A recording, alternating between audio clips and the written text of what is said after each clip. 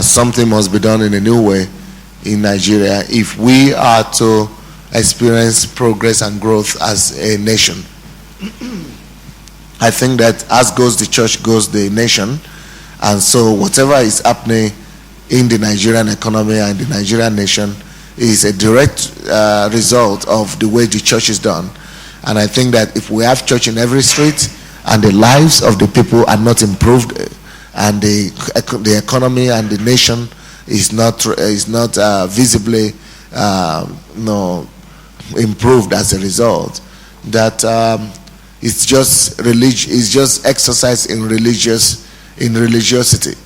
So I think this kind of religiousness or religiosity needs to be corrected. If the church and religious practices don't lead to an improved society, we are just having a club, a cultural club, or at best a religious club, but we don't have a church yet. Because I agree with the sayings of Martin Luther, the great German reformer that brought about Protestantism as we know it today. He said, if your gospel is not changing society,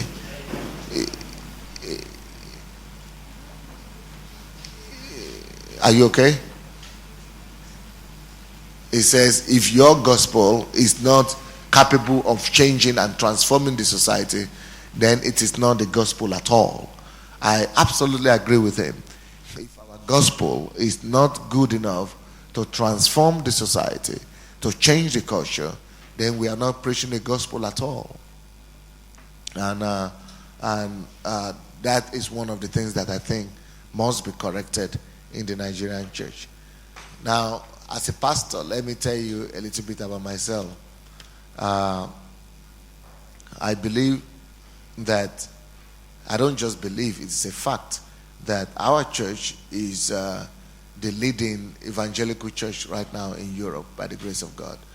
When I got to Russia, for the first 4 years, just because I was coming from another culture, and of course because of the prejudice of the European people, I could not get one white person saved in the first 4 years of my ministry there, because Europeans think it's an insult for a black man to teach them.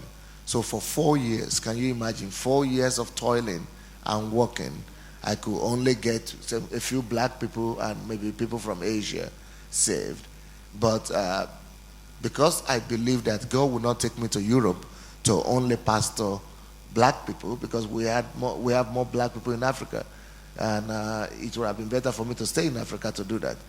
So I was bent on doing something and discovering the secret of breaking through to the European people and pastoring local European citizens.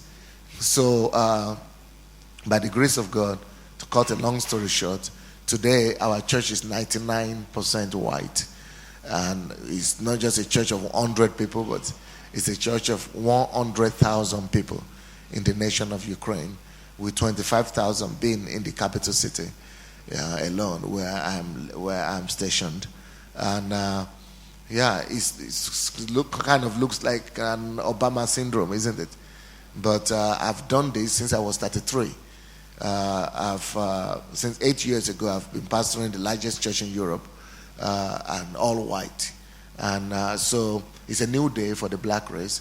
God is making a statement, first of all in the spiritual realm, then later on in the physical. In the spiritual realm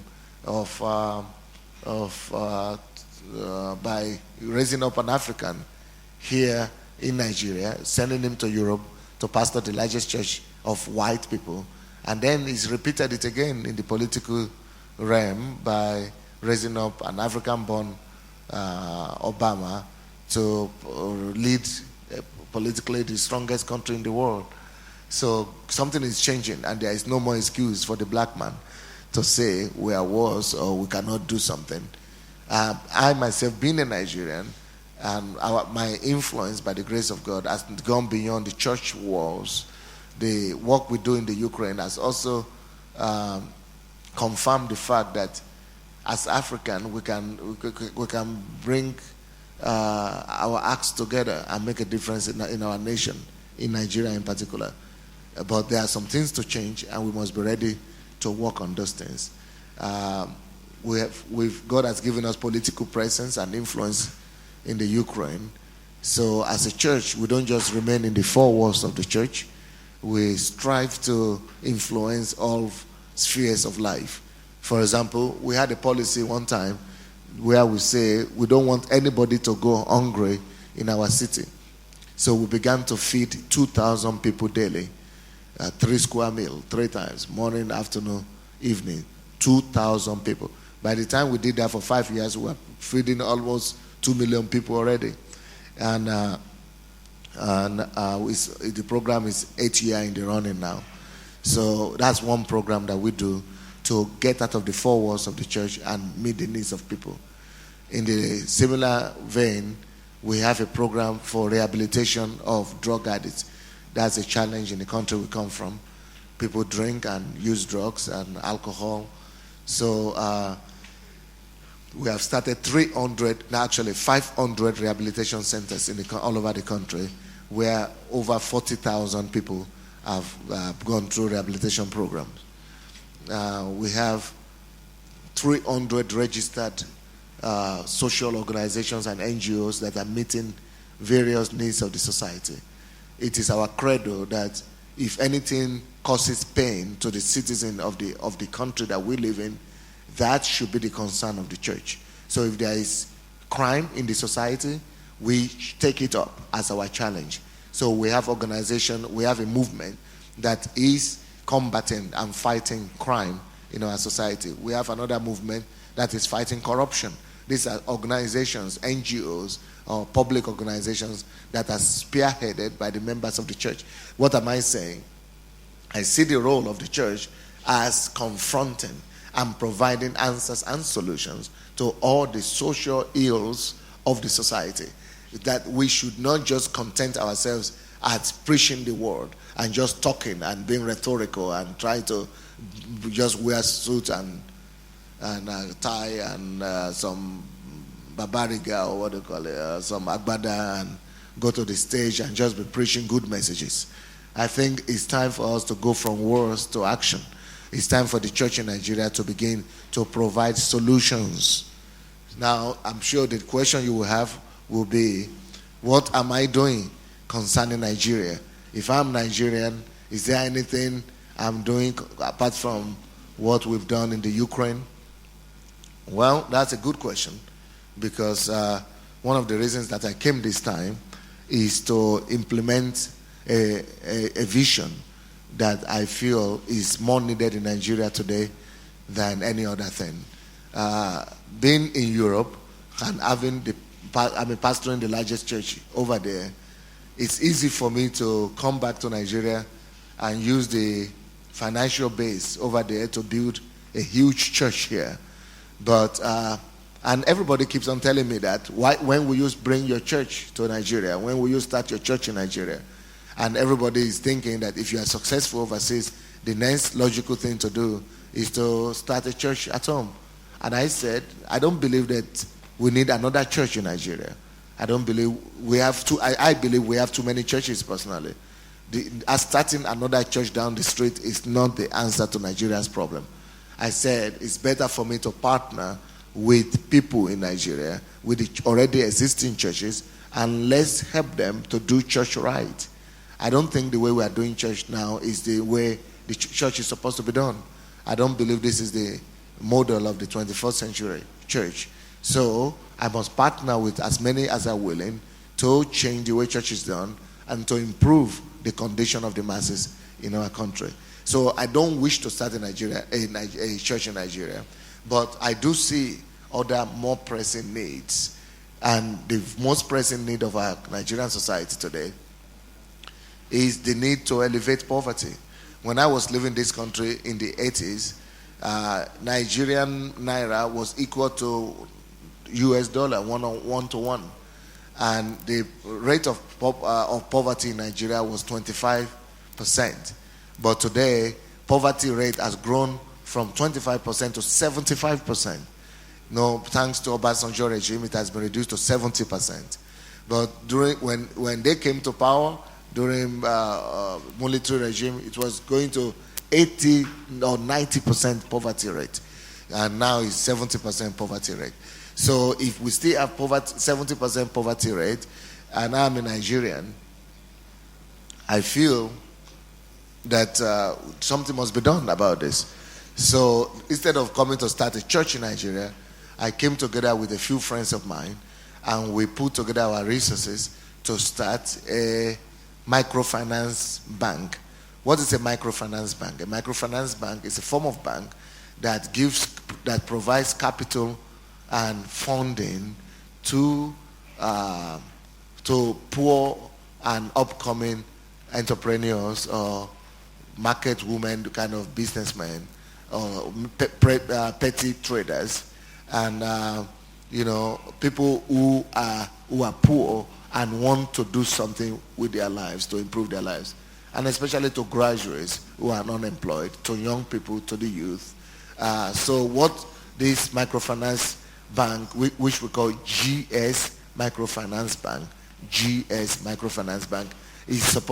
will be doing is to give out money and funding to as many people and groups as are willing to work, and without collaterals and without securities. So unlike what we have today, the banking system we have is a capitalist model, which is to strengthen the capital economy of the rich, and if you go to a bank today to get a loan, they will not even pay attention to you, even though you are not totally poor. You are supposed to be middle class, but you must have a huge collateral, a huge income. But we are talking about giving money and capital to people who don't even have any income whatsoever. So that's what GS Microfinance is supposed to be about. But we have many microfinance schemes now taking place in Nigeria. And you might ask, what's the difference between this and the other microfinance institutions that we have? Actually, we have over 800 microfinance banks in Nigeria already. And but this is a different microfinance, because according to the governor of Central Bank, although we just started a GS Microfinance Bank in March this year, but it's already been commended as the exemplary microfinance institution in the country, and we have been rated to be one of the top 9 microfinance institutions in the country to watch, and is the exemplary one. It's the one that shows how microfinance should be done in the country, because most of the microfinance banks that we have in the country, you can't believe this, but their capital base is only 20 million. That's the requirement of the central bank. But our capital base started with 250 million, and I'm putting all my weight behind it. Personally, I needed to sell my investment in America and in Europe, bring some friends to the table, and my friends and partners here in Nigeria, they had needed to do the same thing. So, and in 6 months, we have been able to increase that capital market from 250 to 500 million right now. And by the time we are 1 year old, by March next year, we want to increase it to 1 billion naira. And just to give you an understanding what that is, used to be a bank they call Haggai, or is it Haggai? Haggai Community Bank, right? Before the margin, it's a Christian bank. I think it belongs to the Redeemed Christian Church. So that bank has been going on for 12 years, or over 12 years now, in Nigeria.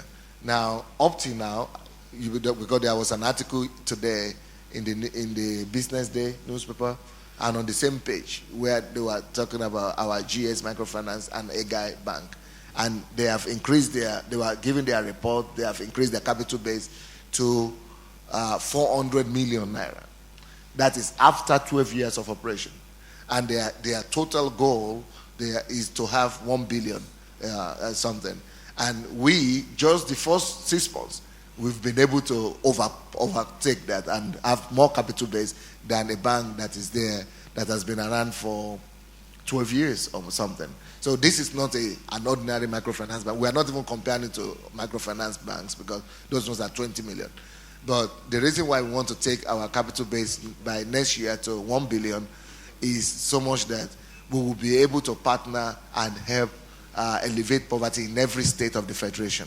Right now, because of our rapid growth, even though the law of the requirements of the central bank says that you need to operate for at least 1 year in one state, and you have to have at least 1 billion to go to other states. But because of our rapid growth, we have been given the go-ahead to go and establish branches in 10 states already. So this is not just going to be an ordinary microfinance institution, but it's a microfinance institution that will empower Nigerians, and our goal is to be able to elevate from poverty 40 million Africans. Our goal right now is to elevate from poverty 5 million Nigerians in the next 5 years. And then we'll go to all other African countries. 40 million in the next 10 to 20 years is our goal. And by the grace of God, in the next 5 years, we want to have capital base of $1 billion US. And $1 billion US will be competing with a bank like Zenith, which is a commercial bank. But for a microfinance bank, that will shoot it to be one of the top microfinance banks in Africa and in the world. So we are serious about this. And many of the microfinance institutions that we have in this country are only based in the capital, in the urban centers. And, but we want to take this microfinance bank to the rural centers. We have a goal of opening branches in 4,000 villages in Nigeria and 40,000 villages in Africa. So these are some of the things we came for, and that's why we opened GS Microfinance Bank headquarters in, Ikeja, on Saturday. And the work is commencing in full. It was opened by the governor of Lagos State because they are commending the efforts of this bank.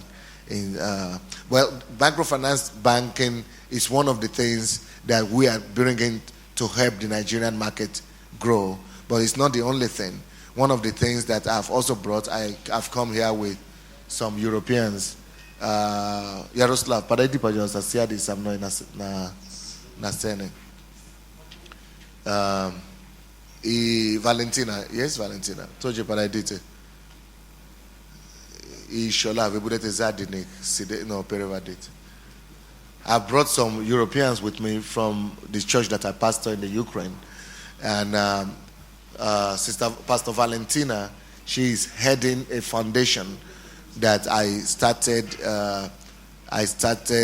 in the name of my grandmother that brought me up in the village and that helped me not to perish in the poverty of my village.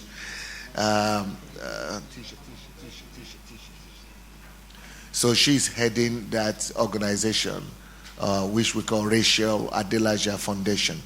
Rachel Adelaja Foundation's goal is to help people in villages of Africa and in Nigeria in particular. So she came to Nigeria for the first time to see the condition of the children in Nigeria and how Rachel Foundation could help. So that's another thing apart from microfinancing that we are bringing to the table. As a church, this is a church. So we want to show the model that this is what church is supposed to be about.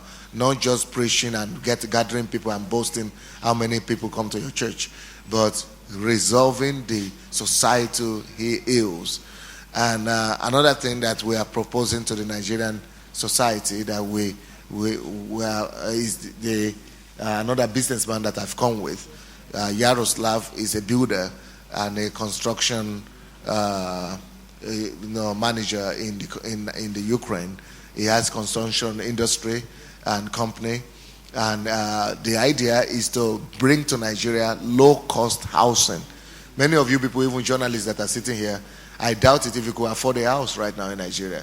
But with housing project that we are bringing, we could be able to pioneer housing projects for as little as 1 million naira. I don't know if that is too much, but I don't think it's too much with the rate of housing that we have right now. And 1 million housing will give you not just good finishing, better than the one we have in most places in Nigeria, but good finishing, even with furniture and toilets and bathroom, everything, for 1 million. That's the kind of thing we want to also introduce to the Nigerian market. And we think mass housing, and if it's provided, will really boost the Nigerian economy and help the ordinary people who are not the Ikoyi and Victoria Island people to be able to live a decent lifestyle. But besides that, there is another. We were meeting yesterday with the government of Ogun State, because that's where I come from, and we met with the governor. And one of the things we suggested to them is that we started also an institute for national transformation in Lagos. So, Institute for National Transformation talks about itself. The name talks for itself. That this is one of the contributions I also have for Nigeria. I've partnered with a few friends, especially with Professor Vincent Anibogu, that is sitting by my right here. He was a professor of chemistry in US for 30 years, lived in US for 30 good years, and now decided to move back from America to Nigeria to spearhead a movement for national transformation. And the idea of this institute is to gather as many people as have passion to transform Nigeria, to give them training and the know-how that they need to do this, and then help the government, partner with government and public organizations and NGOs to be able to bring about transformation. So one of the things that we are proposing to the Nigerian government and state governments is that we could actually train their civil servants. Can you imagine if all the civil servants of Lagos State or Ogun State or the Federation will be trained in ethics, in standards, in diligence, in integrity of labor, in virtues like hard work, and in other virtues that could change the country. So these are some of the things we are bringing to the table and proposing to the Nigerian government, that we could partner and bring standards to everything we do as a nation. And these are a little bit of some of the things that we do. Of course, I also make sure that I bring tourists to Nigeria at least twice a year. I'm committed to bringing Europeans, Americans to this country. And tourists coming to Nigeria boost the economy. And I've been working with the Agency for Tourism in Abuja. And we've been partnering with coming with some tourists to Nigeria. And as a Nigerian, I think this is one of the very least things that I could do to improve the situation with my people. And also, I come from a country, I live in a country, Ukraine, that is one of the worst leading producers of wheat, cement, and fertilizer. So, and I think that Nigeria is in need of some of these things. So, it's also one of the things that we propose to the governments here, that we could help them in the supply of these things: cement, wheat, fertilizer, building materials, and things like that. But apart from just the practical things that we are proposing to the Nigerian society, being a pastor, I have a special passion for pastors in particular. So I want the church in Nigeria to shift from the way we do church to the way church should be done. So I've written a book, although the book was released in America, but it's also relevant for the Nigerian church. It's called Church Shift. Church Shift. So let's shift the way we do church from focusing on the man of God and on the pulpit to focusing on the people in the pews, focusing on ordinary people. Instead of the man of God just getting richer and getting to fly in jets and planes and riding the big cars, let's remember the people who are giving the money. We are building all these universities with the money of the people, and the people themselves cannot send their children there.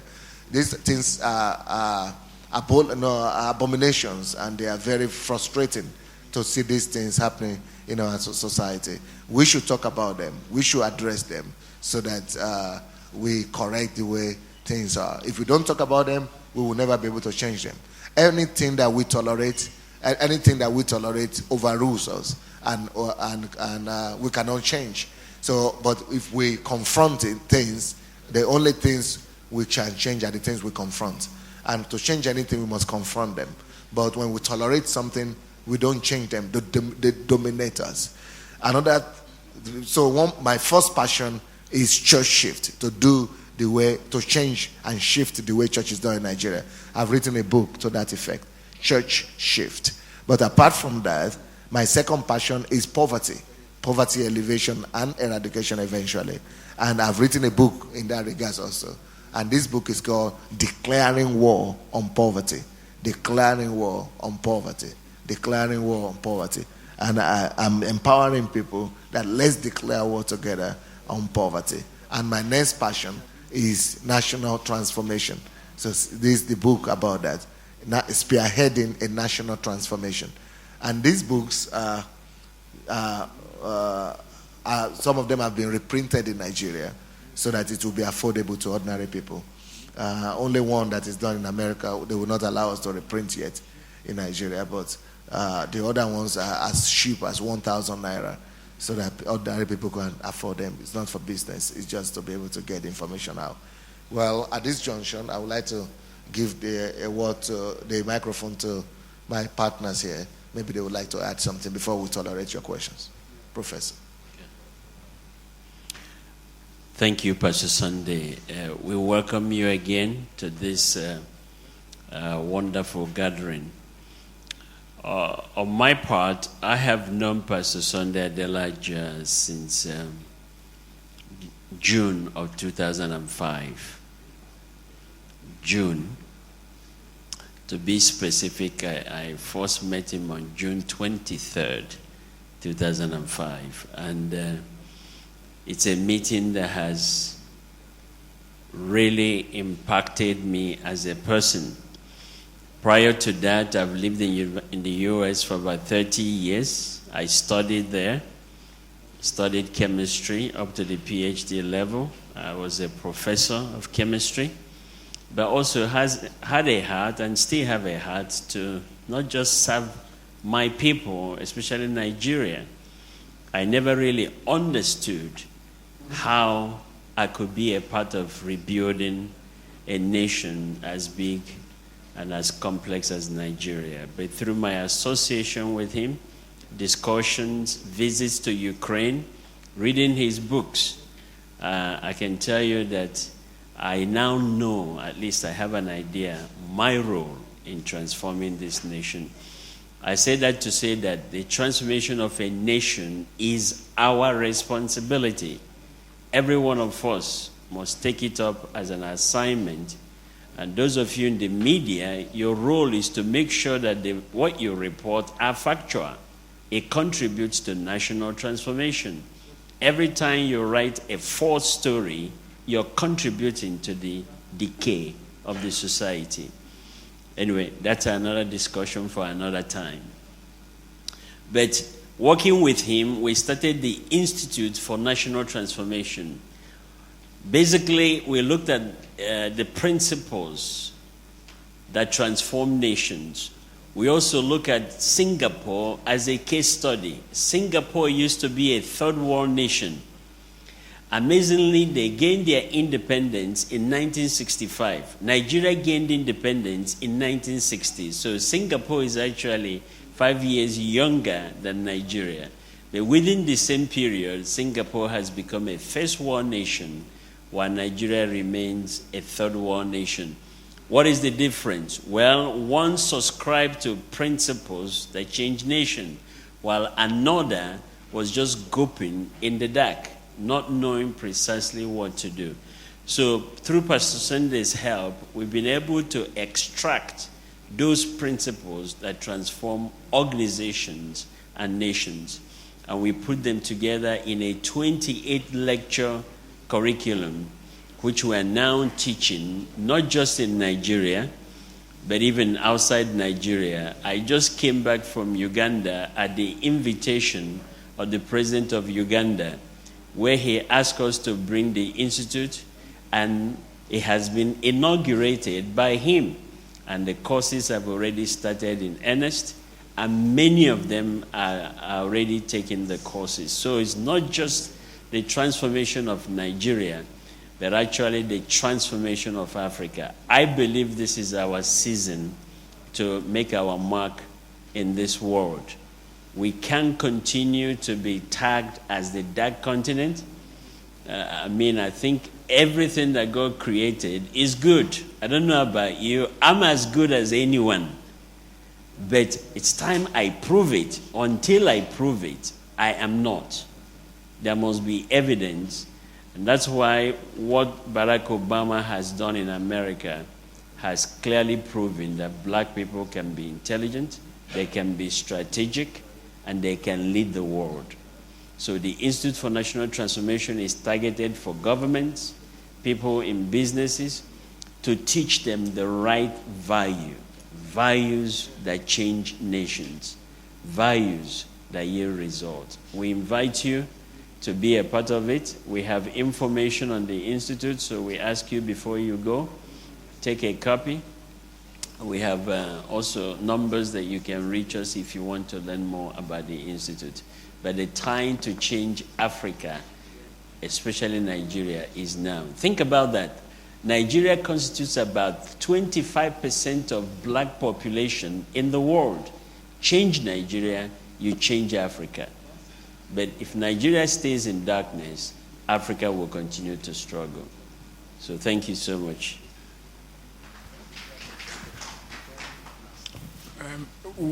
I'll just add a few things. Part of the package we're giving you includes a copy of Church Shift. And so you're going to... And the Church Shift, the package is for press people only.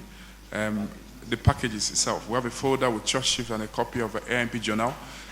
In that way, you can be able to have more material to use for your research and so on and so forth. I think we would like then to hand over the mic to Pastor Adelaja and open it up to questions. I'm sure most of you have questions that you'd like to ask. Thank you.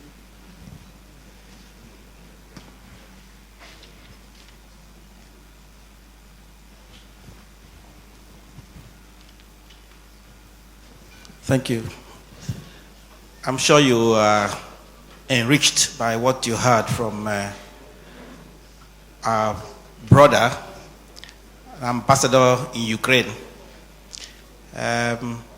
We'll take your questions, and I want to do it in an orderly fashion. We'll take 3 questions at a time and allow him to respond to it, to the questions before we take under 3. And please make it as brief as possible. By the way, what you didn't hear is that Pastor Sunday Adelaja is a trained journalist. He has a master's degree in journalism, actually, so he's a colleague. Okay. Not just a trained journalist. He has a first-class degree in journalism and graduated on top of the university, beating people from how many other countries? 99 other countries, and also has a master's degree. So he's your colleague in the profession. Thank you.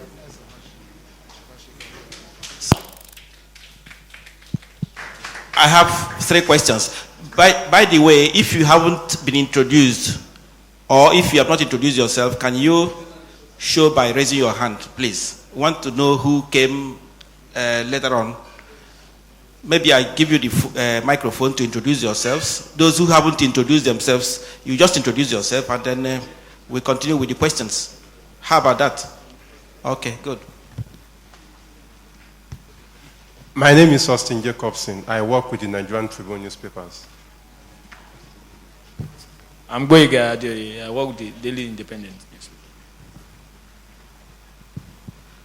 Anyate Andrew. My name is Anyate Andrew. I work with Business World newspaper, Lagos.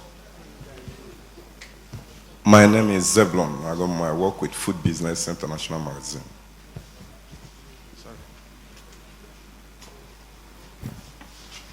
I'm Shegun Tokiti. I'm from Nigerian Compass.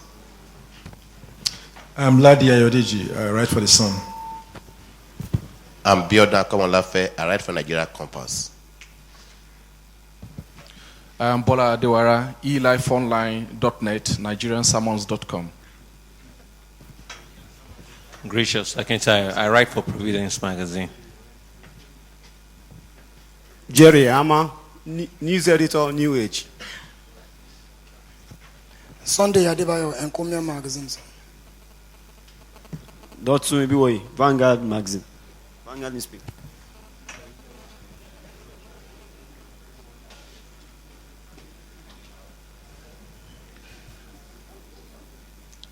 We invited just about 50 journalists, and I think we are about that now. So we will take the questions one after the other. Starting with you, please. Yeah, I actually have two questions. The first is, you mentioned something about church practices in Nigeria not being what it's supposed to be. Could you please give us some examples of these practices you're talking about? And two, the microfinance institute you talked about, you said you're going to be giving out finance and money to people without collateral. With this, how are you going to ensure that they are able to pay back, or they will actually pay back? Thank you.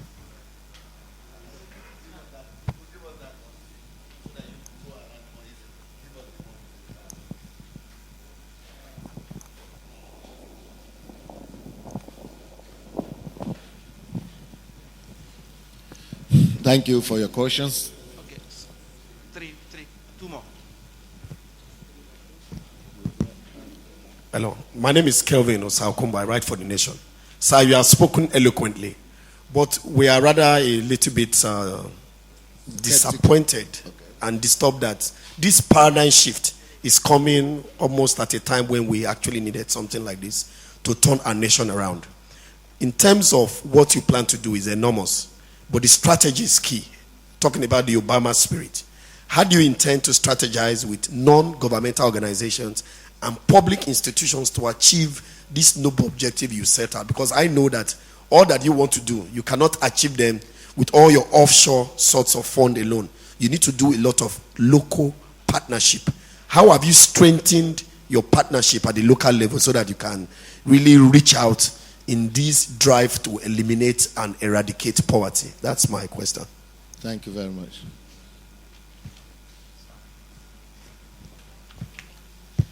Ahiyate Andrew, once again. I'm concerned with the area of building materials, cement, and even wheat, because there will be a lot of concern for Nigeria. The rising cost of building materials is well documented.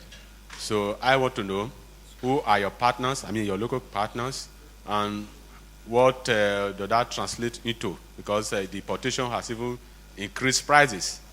Then, in terms of wheat, well, bread now is not a common food. So who are also your partners? How does that translate to reduction in prices and making the food available for everybody? Thank you very much.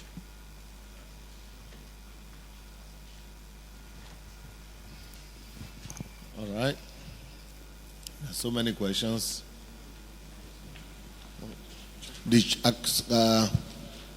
What are the examples of wrong church practices in Nigeria?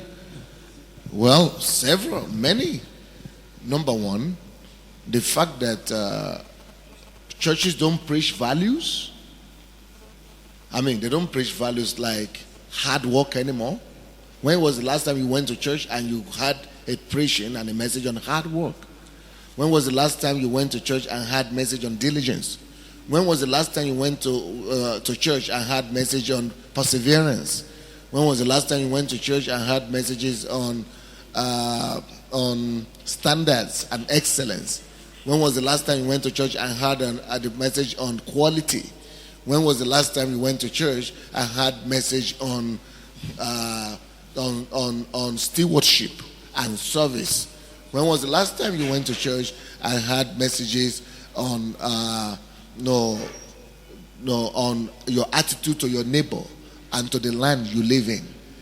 These are things that are very clearly written in the Bible, and these were the focuses of the Protestant Reformation.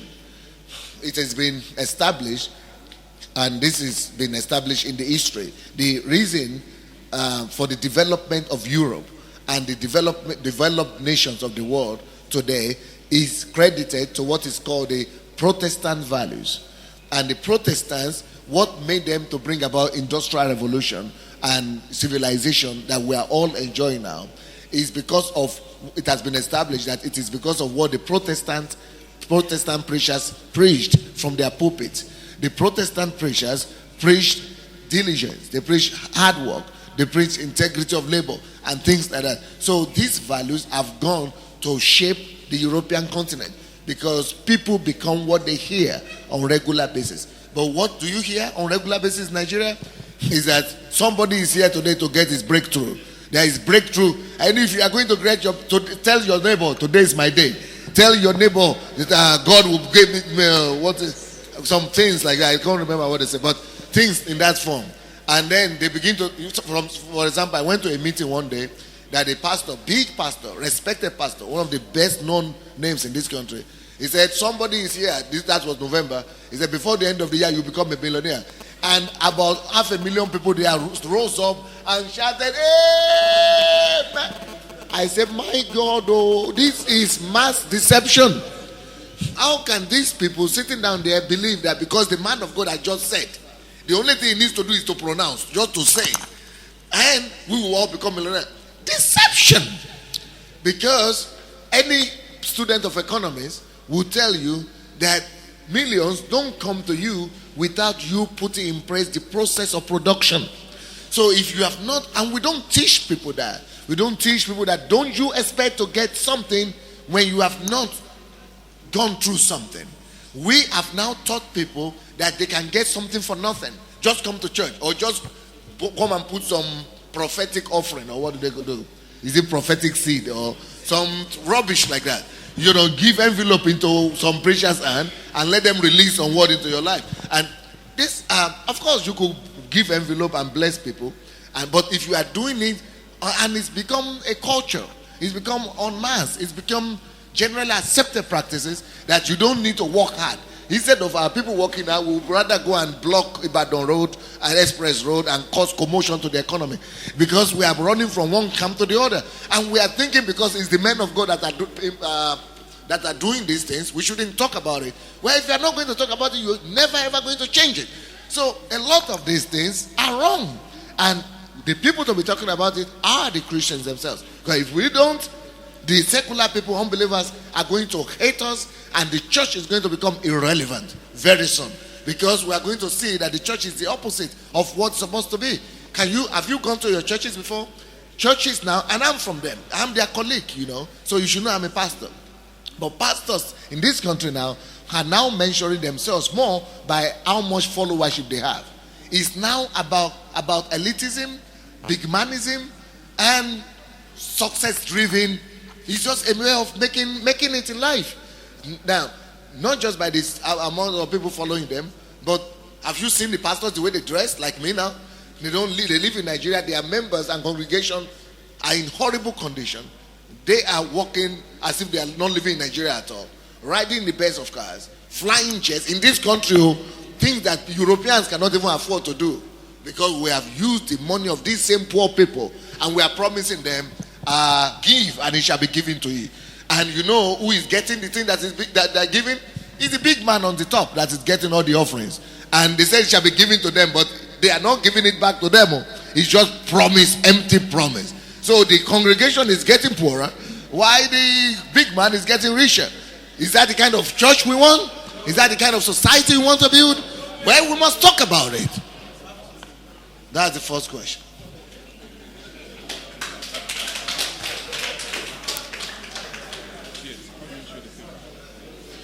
How do we ensure that the people we give credit to will actually pay back the credit we are giving to them?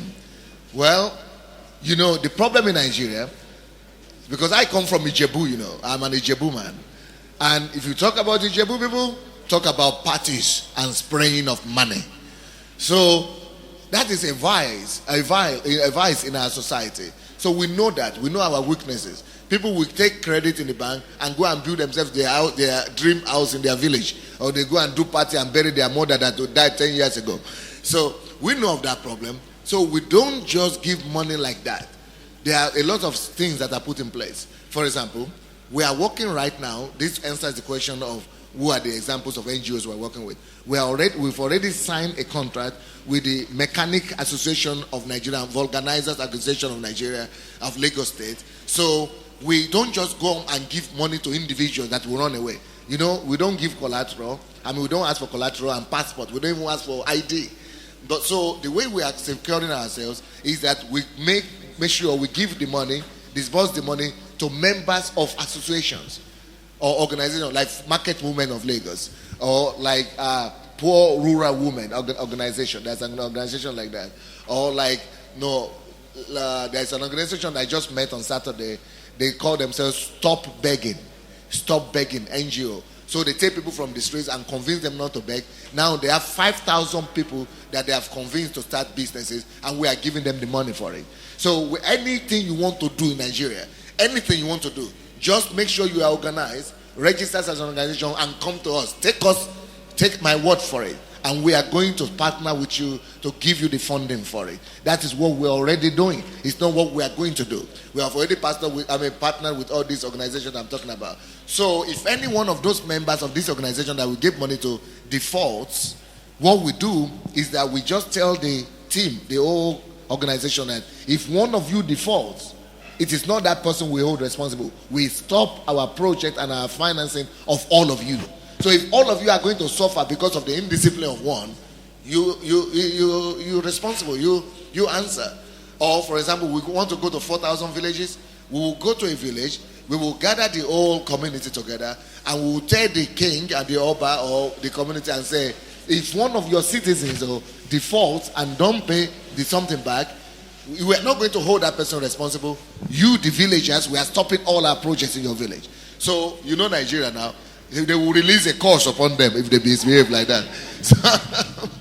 So that is how we have been able to, to make sure that people give us back what we give them. And they pay credit. We also make sure that we give them mentorship.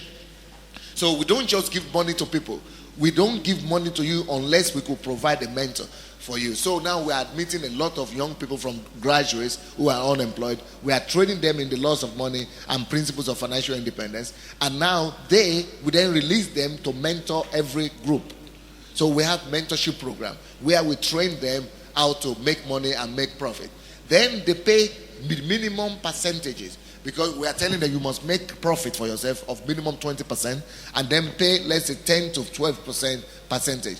But at the end of the year, whatever they pay to us in percentage, we then turn around and return everything to them as a bonus that you have done a good work, as a, just to incentive, just to encourage them. So basically, it's almost like without credit, without percentage, but we give them only at the end after they have been faithful. The ones who are not faithful, we don't give them. We don't return those things they have already paid to them. The next question says, building materials, and who are my local partners? Funnily enough, we don't. With this low-cost building we are talking about, we've not signed any contract with anybody yet. We are looking for individual businessmen, and we are looking for government people who are interested. But I trust individual businessmen better. So all my businessmen that I've brought, of course, they are afraid of who to work with. They are because of Nigerians' reputation, but because they know me. I've used 22 years to prove my integrity in Europe.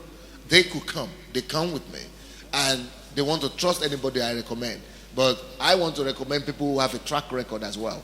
So we are talking right now with the Kaduna government, Kaduna state government, with the Ogun state government, but we are just talking with them. And with maybe Lagos state government. But we are more interested really with the individuals, actually.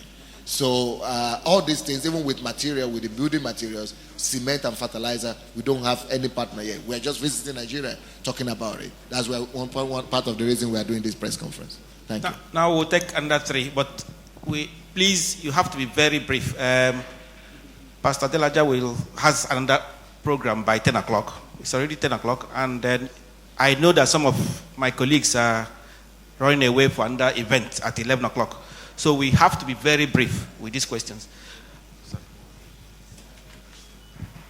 Thank you, sir. My name is Austin Jacobson. I work with the Nigerian Tribune. We actually met on Thursday. We're at the Daystar Christian Center. where you spoke a lot about values that could change the nation and all this stuff.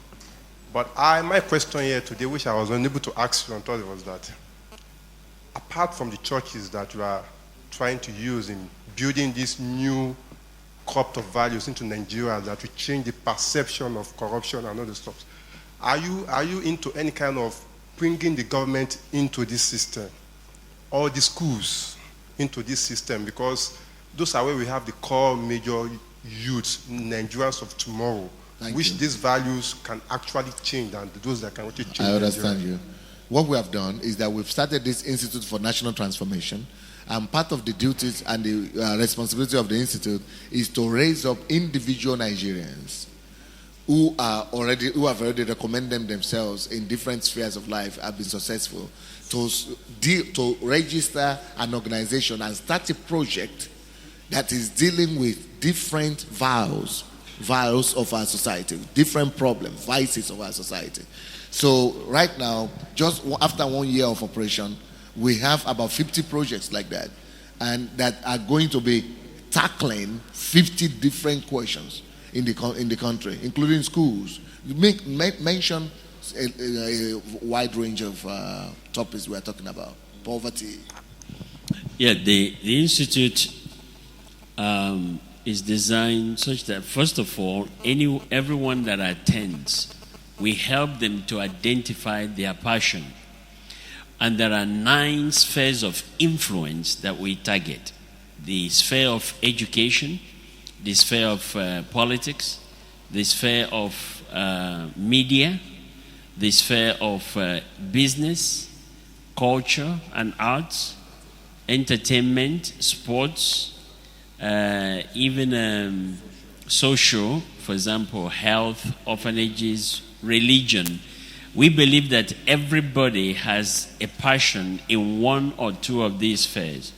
So we first work with you to help you identify your passion, and then we impart the skills and the strategic planning abilities that you need to succeed.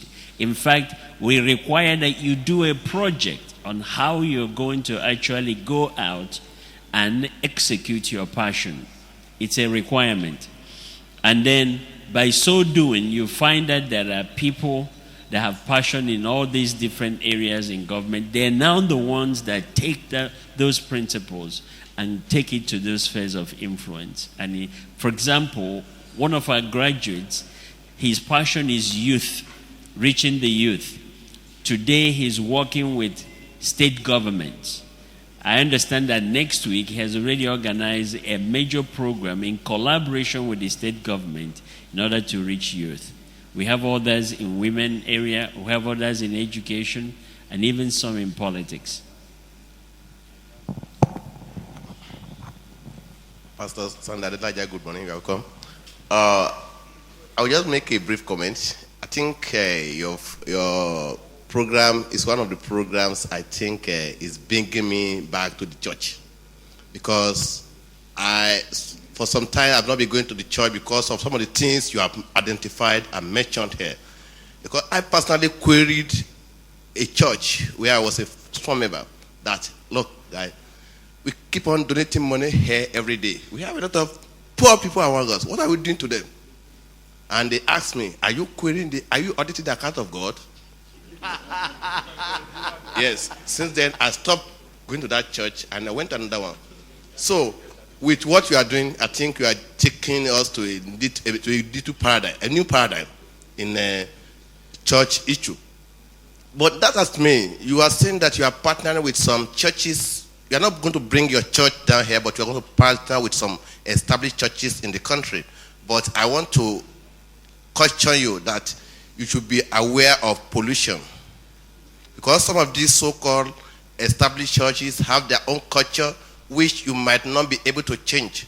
And I have noticed a church, because I've studied churches over time. There was a church in Nigeria, distributed tracts, and he had a Nigeria partner. Today, that church is visited out. But that partner is now a big and one of the leading pastors in the country today. So I want you to be very, very conscious of whom you are relating with and be aware of pollution. Sir, on your transformation, sir, I don't know what you are doing because we are talking about the Institute of Nigeria Transformation. You see, you are talking about the politicians, all this thing. But what about the market women, the grassroots women, the rural communities? I'm talking as a sociologist of development because I know I've been in these things. I know what you do. That will interface with what you are doing on your poverty elevation.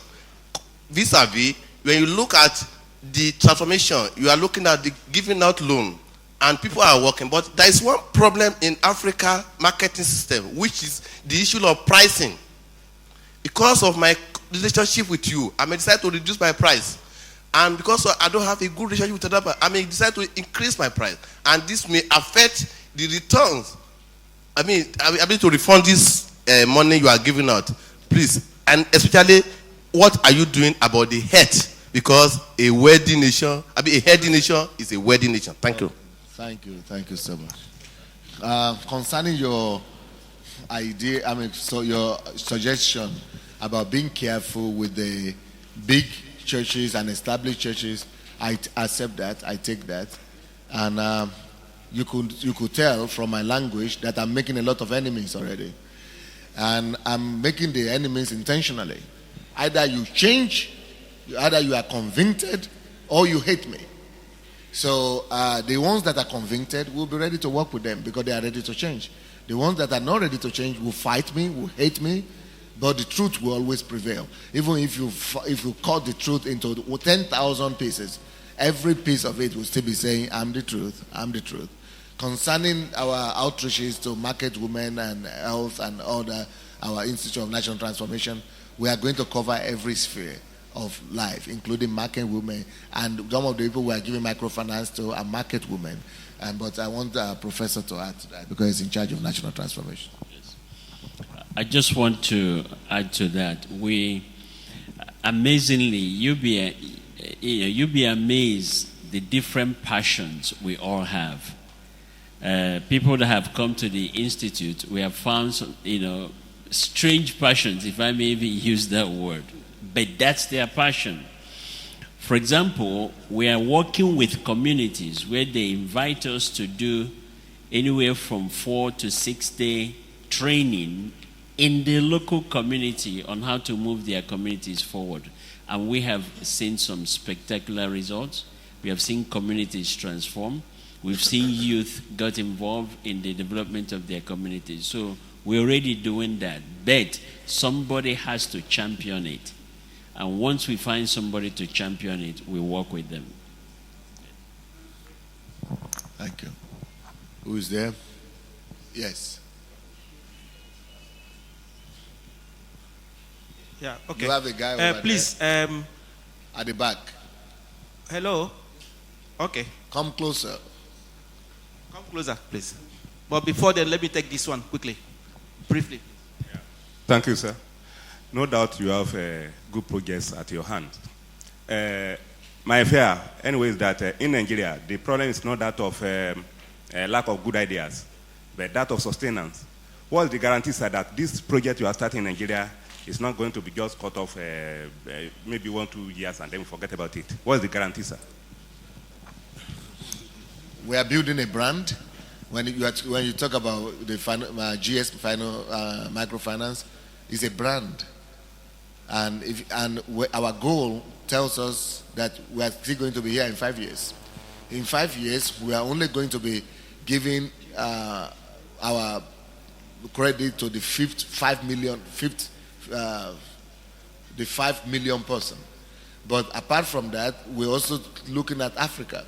We want to be the first and the biggest microfinance institution in Africa in 10 years.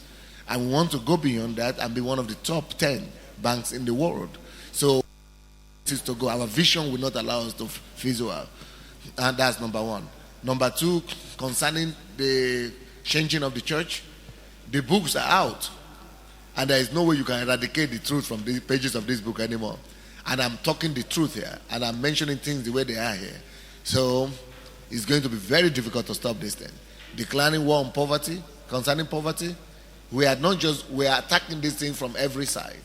Concerning the institute, even if the institute stops, the graduates are going everywhere. This thing is not going to be stopped by the devil or by man. Only, of course, let God give us strength and grace. Is it brief? Is it going to be very brief? It will. Well, good morning, ladies and gentlemen. My name is Benjamin Alika. Sorry, please. I cannot but appreciate you, sir, for this great and commendable effort you are making. Now, but let me make a point very quickly. I've heard one or two persons speak here, and I think that is part of the major problem we have, and I think we need to, where we need to proceed from. I hear everybody say, what are you going to do? What are you going to do? But I've not heard somebody say, this is what I want to do. It is so easy for us as Nigerians to always work with this culture of passing responsibility to somebody else. I think we've gotten to a point where his work should do more of motivating us than creating more responsibility for him alone. That is one point I want to make. Now, the second point is this. I wanted to make a point, please. Now, the second point I want to make, sir, is this, which I believe will help us. Working at an individual level as this is highly commendable. But there's another problem that we face that inhibits private individual efforts at nation building, which is about those who occupy the seat of power. I discovered that, especially the time we're in right now, there is a phenomenon that is going on in the country, which is the rule of law. And I think I was listening to Prof, and I really wanted to hear that aspect, sir, about how we can use the law as an instrument for social change, for social re-engineering. So how can we use the law to hold leaders responsible to their roles, to provide the enabling environment for such projects and other projects to thrive? So I really want us to put our focus also on the area of governance, how we can hold them accountable to provide the enabling environment. Thank you, sir. Well, thank you so much for your comments. Concerning the common and mutual responsibility that we all have before the nation, that is exactly why we're doing what we're doing. Like I said, it would have been easier for me to come to Nigeria to start a branch of my church, but I decided not to do that. I put my investments in America, in Europe, on sale, and I brought the money back to Nigeria, which is very difficult. It's a difficult process to do. And we started this microfinance bank. What am I saying?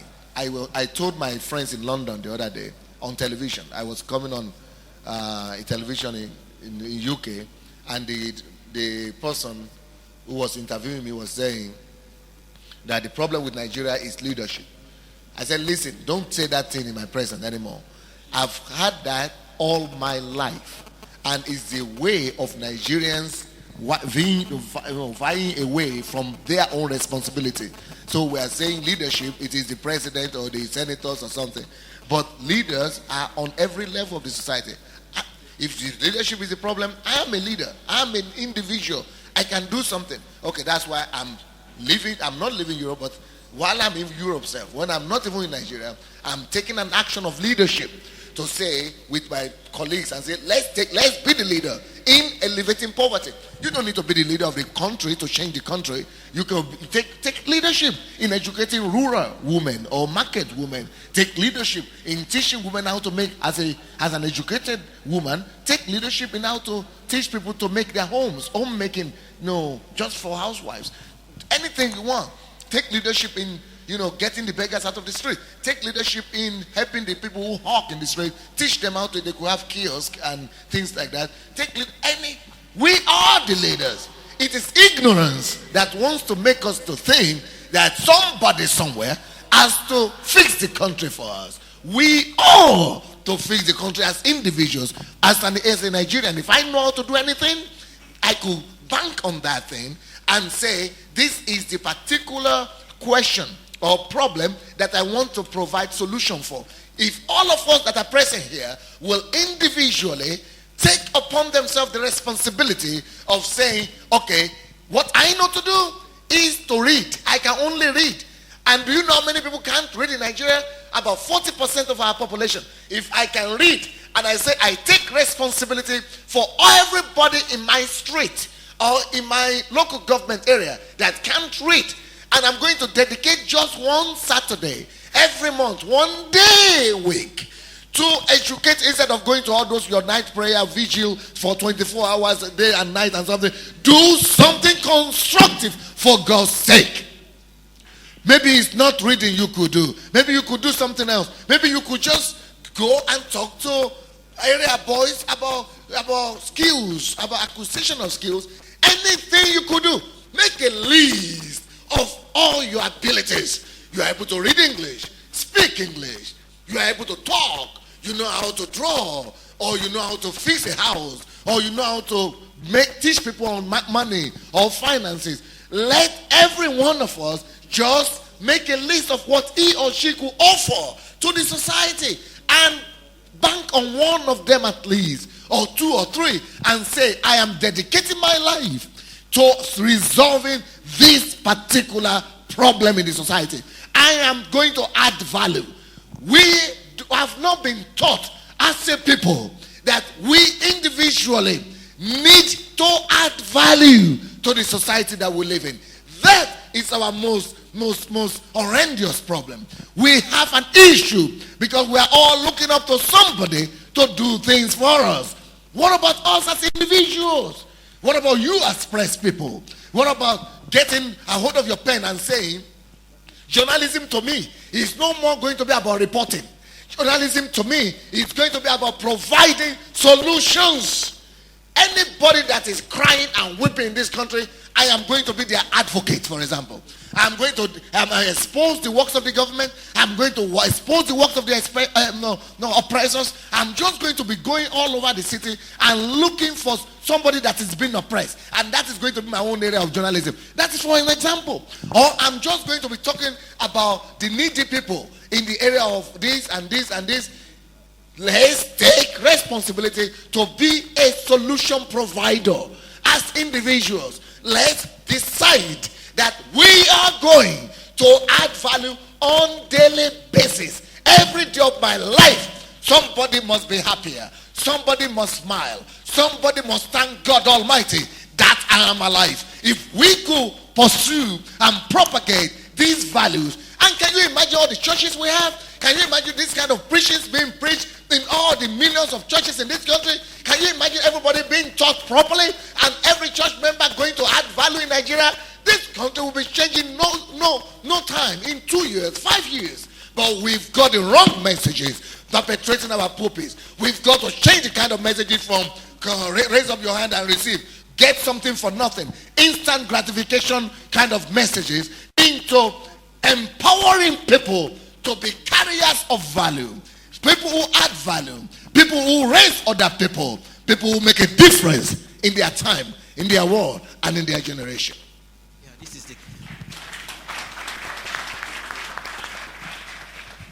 this is the last question.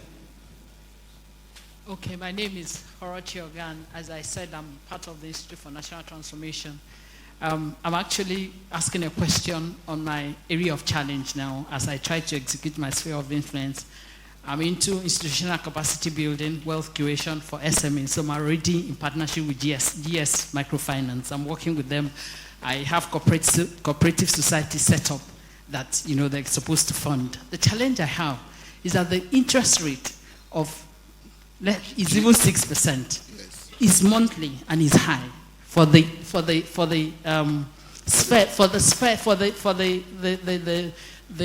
segment of the economy we're talking about. These are have-nots. These are, and that's really my area of focus: creating wealth amongst the SMEs. Did they tell you though that we are going to return the interest? No, in fact, I'm just hearing this for the first time. So that's a secret, but I've revealed that secret to you. Okay. But we are making them, we are stimulating them by the interest. Okay. We are asking them to pay so that they will learn to make money and still meet their obligations. Okay. But at the end of their contract, we are going to return a large amount of that back to them. Okay. Thank you very much.